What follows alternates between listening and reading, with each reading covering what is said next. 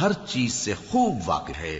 شروع اللہ کا نام لے کر جو بڑا مہربان نہایت رحم والا ہے۔ اے ایمان والو، اپنے معاہدوں کو پورا کرو۔ تمہارے لیے چرنے والے مویشی حلال کر دیے گئے ہیں بجز ان کے جو تمہیں پڑھ کر سنائے جاتے ہیں، مگر حالت احرام میں شکار کو حلال نہ جاننا۔ اللہ جیسا چاہتا ہے حکم دیتا ہے۔ مومنوں، اللہ کے نام کی چیزوں کی بے حرمتی نہ کرنا، اور نہ ادب کے مہینے کی، اور نہ قربانی کے جانوروں کی، اور نہ ان جانوروں کی جو اللہ کی نذر کر دیے گئے ہوں کہ جن کے گلوں میں پٹے پڑے ہوں، اور نہ ان لوگوں کی جو حرمت والے گھر یعنی بیت اللہ کو جا رہے ہوں اپنے پروردگار کے فضل اور اس کی خوشنودی کے طلبگار بنے ہوئے۔ اور جب احرام اتار دو تو پھر اختیار ہے کہ شکار کرو، اور کچھ لوگوں کی دشمنی اس وجہ سے کہ انہوں نے تم کو مسجد حرام سے روکا تھا تمہیں اس بات پر آمادہ نہ کر دے کہ تم زیادتی کرنے لگو۔ اور دیکھو، نیکی اور پرہیزگاری کے کاموں میں ایک دوسرے کی مدد کیا کرو، اور گناہ اور ظلم کی باتوں میں کسی کے ساتھ تعاون نہ کرو، اور اللہ سے ڈرتے رہو۔ کچھ شک نہیں کہ اللہ کا عذاب سخت ہے۔ تم پر مرا ہوا جانور اور بہتا لہو اور سور کا گوشت اور جس چیز پر اللہ کے سوا کسی اور کا نام پکارا جائے، اور جو جانور گلا گھٹ کر مر جائے، اور جو چوٹ لگ کر مر جائے، اور جو گر کر مر جائے، اور جو سینگ لگ کر مر جائے، یہ سب حرام ہیں۔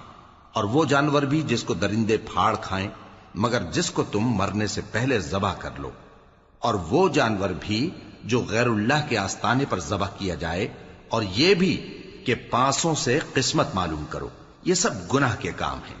آج کافر تمہارے دین سے نا امید ہو گئے ہیں تو ان سے مت ڈرو اور مجھی سے ڈرتے رہو۔ آج میں نے تمہارے لیے تمہارا دین کامل کر دیا ہے اور اپنی نعمتیں تم پر پوری کر دی، اور تمہارے لیے اسلام کو بطور دین پسند کر لیا۔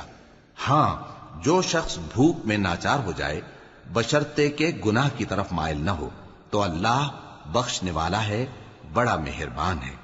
اے نبی، تم سے پوچھتے ہیں کہ کون کون سی چیزیں ان کے لیے حلال ہیں۔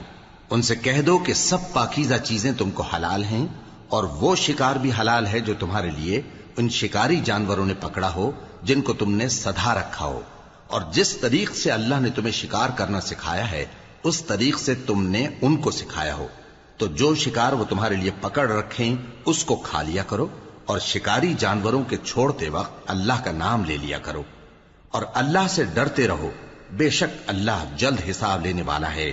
آج تمہارے لیے سب پاکیزہ چیزیں حلال کر دی گئیں، اور اہل کتاب کا کھانا بھی تم کو حلال ہے اور تمہارا کھانا ان کو حلال ہے، اور پاک دامن مومن عورتیں اور پاک دامن اہل کتاب عورتیں بھی حلال ہیں، جبکہ ان کا مہر انہیں دے دو۔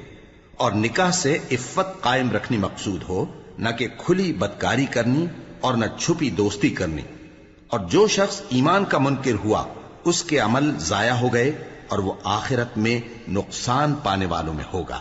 مومنوں، جب تم نماز پڑھنے کا قصد کیا کرو تو اپنے منہ اور کوہنیوں تک ہاتھ دھو لیا کرو، اور سر کا مسح کر لیا کرو، اور ٹخنوں تک پاؤں دھو لیا کرو، اور اگر جنابت کی حالت میں ہو تو نہا کر پاک ہو جایا کرو، اور اگر بیمار ہو یا سفر میں ہو یا کوئی تم میں سے بیت الخلا سے ہو کر آیا ہو یا تم نے عورتوں سے مقاربت کی ہو، پھر تمہیں پانی نہ مل سکے تو پاک مٹی لو اور اس سے منہ اور ہاتھوں کا مسح یعنی تیمم کر لو۔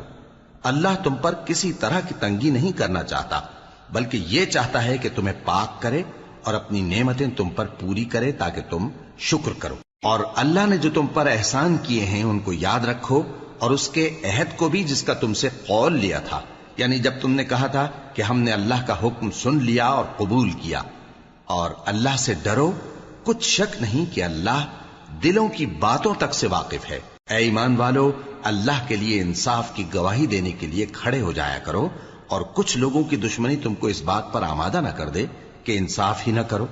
انصاف کیا کرو کہ یہی پرہیزگاری کی بات ہے، اور اللہ سے ڈرتے رہو، کچھ شک نہیں کہ اللہ تمہارے سب اعمال سے خبردار ہے۔ جو لوگ ایمان لائے اور نیک کام کرتے رہے ان سے اللہ نے وعدہ فرمایا ہے کہ ان کے لیے بخشش اور اجر عظیم ہے، اور جنہوں نے کفر کیا اور ہماری آیتوں کو جھٹلایا وہ جہنمی ہیں۔ اے ایمان والو، اللہ نے جو تم پر احسان کیا ہے اس کو یاد کرو۔ جب کچھ لوگوں نے ارادہ کیا کہ تم پر دست درازی کریں تو اس نے ان کے ہاتھ تم سے روک دیے، اور اللہ سے ڈرتے رہو، اور مومنوں کو تو اللہ ہی پر بھروسہ رکھنا چاہیے۔ اور اللہ نے بنی اسرائیل سے اقرار لیا تھا، اور ان میں ہم نے 12 سردار مقرر کیے تھے، اور اللہ نے فرمایا کہ میں تمہارے ساتھ ہوں، اگر تم نماز پڑھتے اور زکوٰۃ دیتے رہو گے اور میرے پیغمبروں پر ایمان رکھو گے اور ان کی مدد کرتے رہو گے اور اللہ کو قرض حسن دو گے، تو میں تم سے تمہارے گناہ دور کر دوں گا اور تم کو بہشتوں میں داخل کروں گا جن کے نیچے نہریں بہ رہی ہیں۔ پھر جس نے اس کے بعد تم میں سے کفر کیا تو وہ سیدھے رستے سے بھٹک گیا۔ بس ان لوگوں کے عہد توڑ دینے کے سبب ہم نے ان پر لعنت کی اور ان کے دلوں کو سخت کر دیا۔ یہ لوگ کلمات کتاب کو اپنے مقامات سے بدل دیتے ہیں، اور جن باتوں کی ان کو نصیحت کی گئی تھی ان کا بھی ایک حصہ فراموش کر بیٹھے، اور تھوڑے آدمیوں کے سوا ہمیشہ تم ان کی ایک نہ ایک خیانت کی خبر پاتے رہتے ہو، سو انہیں معاف رکھو اور ان سے درگزر کرو۔ اللہ احسان کرنے والوں کو دوست رکھتا ہے۔ اور جو لوگ کہتے ہیں کہ ہم نصارہ ہیں، ہم نے ان سے بھی عہد لیا تھا، مگر انہوں نے بھی اس نصیحت کا جو ان کو کی گئی تھی ایک حصہ فراموش کر دیا، تو ہم نے ان میں قیامت تک کے لیے دشمنی اور کینہ ڈال دیا، اور جو کچھ وہ کرتے رہے اللہ عنقریب ان کو اس سے آگاہ کر دے گا۔ اے اہل کتاب، تمہارے پاس ہمارے پیغمبر آخر الزماں آ گئے ہیں کہ جو کچھ تم کتاب الہی میں سے چھپاتے تھے وہ اس میں سے بہت کچھ تمہیں کھول کھول کر بتا دیتی ہیں اور تمہارے بہت سے قصور معاف کر دیتی ہیں۔ بے شک تمہارے پاس اللہ کی طرف سے نور اور روشن کتاب آ چکی ہے، جس سے اللہ اپنی رضا پر چلنے والوں کو سلامتی کے رستے دکھاتا ہے اور اپنے حکم سے انہیں اندھیروں سے نکال کر روشنی کی طرف لے جاتا اور ان کو سیدھے رستے پر چلاتا ہے۔ جو لوگ کہتے ہیں کہ اللہ جو ہے وہی مسیح ابن مریم ہے، وہ بے شک کافر ہیں۔ ان سے کہہ دو کہ اگر اللہ عیسیٰ ابن مریم کو اور ان کی والدہ کو اور جتنے لوگ زمین میں ہیں سب کو ہلاک کرنا چاہے تو اس کے آگے کس کی پیش چل سکتی ہے؟ اور آسمان اور زمین اور جو کچھ ان دونوں کے درمیان ہے سب پر اللہ ہی کی حکومت ہے، وہ جو چاہتا ہے پیدا کرتا ہے، اور اللہ ہر چیز پر پورا قادر ہے۔ اور یہود اور نصارہ کہتے ہیں کہ ہم اللہ کے بیٹے اور اس کے پیارے ہیں۔ کہو کہ پھر وہ تمہارے گناہوں کے سبب تمہیں عذاب کیوں دیتا ہے؟ نہیں، بلکہ تم اس کی مخلوقات میں دوسروں کی طرح کے انسان ہو، وہ جسے چاہے بخشے اور جسے چاہے عذاب دے۔ اور آسمان اور زمین اور جو کچھ ان دونوں کے درمیان ہے سب پر اللہ ہی کی حکومت ہے، اور سب کو اسی کی طرف لوٹ کر جانا ہے۔ اے اہل کتاب، پیغمبروں کے آنے کا سلسلہ جو ایک عرصے تک منقطع رہا، تو اب تمہارے پاس ہمارے پیغمبر آ گئے ہیں جو تم سے ہمارے احکام بیان کرتے ہیں، تاکہ تم یہ نہ کہو کہ ہمارے پاس کوئی خوشخبری یا ڈر سنانے والا نہیں آیا۔ سو اب تمہارے پاس خوشخبری اور ڈر سنانے والے آ گئے ہیں، اور اللہ ہر چیز پر قادر ہے۔ اور جب موسیٰ نے اپنی قوم سے کہا کہ بھائیو، تم پر اللہ نے جو احسان کیے ہیں ان کو یاد کرو، کہ اس نے تم میں پیغمبر پیدا کیے اور تمہیں بادشاہ بنایا اور تم کو اتنا کچھ عنایت کیا کہ اہل عالم میں سے کسی کو نہیں دیا۔ اے بھائیو، تم ارض مقدس یعنی ملک شام میں جسے اللہ نے تمہارے لیے لکھ رکھا ہے داخل ہو چلو، اور دیکھنا مقابلے کے وقت پیٹھ نہ پھیر دینا ورنہ نقصان میں پڑ جاؤ گے۔ وہ کہنے لگے کہ موسیٰ، وہاں تو بڑے زبردست لوگ رہتے ہیں، اور جب تک وہ سرزمین سے نکل نہ جائیں ہم وہاں جا نہیں سکتے۔ ہاں، اگر وہ وہاں سے نکل جائیں تو ہم جا داخل ہوں گے۔ جو لوگ اللہ سے ڈرتے تھے ان میں سے 2 شخص جن پر اللہ کی عنایت تھی کہنے لگے کہ ان لوگوں پر دروازے کے رستے سے حملہ کر دو، پھر جب تم دروازے میں داخل ہو گئے تو فتح تمہاری ہے، اور اللہ ہی پر بھروسہ رکھو اگر تم واقعی ایمان والے ہو۔ وہ بولے کہ موسیٰ، جب تک وہ لوگ وہاں ہیں ہم کبھی وہاں نہیں جانے کے، اگر لڑنا ہی ضرور ہے تو تم اور تمہارا رب دونوں جاؤ اور لڑو، ہم تو یہیں بیٹھے رہیں گے۔ موسیٰ نے اللہ سے التجا کی کہ پروردگار، میں اپنے اور اپنے بھائی کے سوا اور کسی پر اختیار نہیں رکھتا، سو تو ہم میں اور ان نافرمان لوگوں میں جدائی کر دے۔ اللہ نے فرمایا کہ وہ ملک ان پر 40 برس تک کے لیے حرام کر دیا گیا کہ وہاں جانے نہ پائیں گے۔ یہ اسی علاقے میں جہاں اب ہیں سرگرداں پھرتے رہیں گے، تو ان نافرمان لوگوں کے حال پر افسوس نہ کرو۔ اور اے نبی، ان کو آدم کے 2 بیٹوں حابیل اور قابیل کے حالات جو بالکل سچے ہیں پڑھ کر سنا دو، کہ جب ان دونوں نے بارگاہ الہی میں ایک ایک نیاز پیش کی تو ایک کی نیاز تو قبول ہو گئی اور دوسرے کی قبول نہ ہوئی۔ تب قابیل حابیل سے کہنے لگا کہ میں تجھے قتل کر دوں گا۔ اس نے کہا کہ اللہ پرہیزگاروں ہی کی نیاز قبول فرمایا کرتا ہے، اگر تو مجھے قتل کرنے کے لیے مجھ پر ہاتھ چلائے گا تو میں تجھ کو قتل کرنے کے لیے تجھ پر ہاتھ نہیں چلاؤں گا۔